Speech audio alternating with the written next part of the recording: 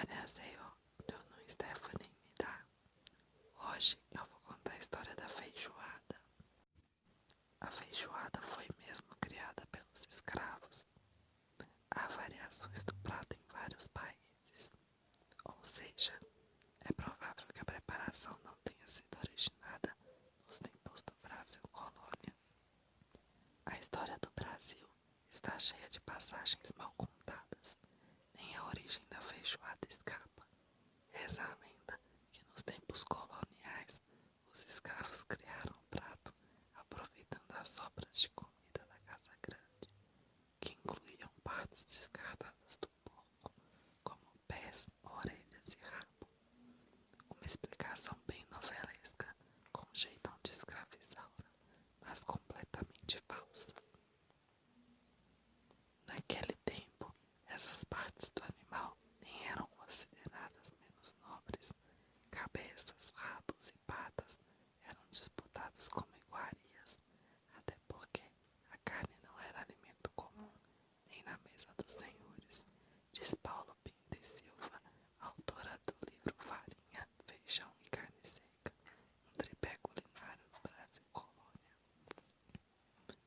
Bem mais provável é que a feijoada seja uma adaptação local do cozido português. Na Europa da época, surgiram outros pratos juntando carnes variadas e feijão, só que branco, como também é o caso do cassoulet, originado da França. Em diversos países, encontram-se variações da receita em que vários ingredientes são cozidos na mesma panela. Os séculos XVI a XVIII foram marcados pela escassez de alimentos. Não podia haver desperdício, diz Paula. Os acompanhamentos da feijoada servidos hoje, arroz branco, farofa, couve refogada e laranja, só foram incorporados muito mais tarde, provavelmente no século XIX.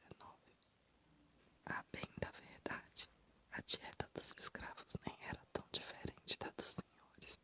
A alimentação no Brasil colônia era muito pobre em razão da agricultura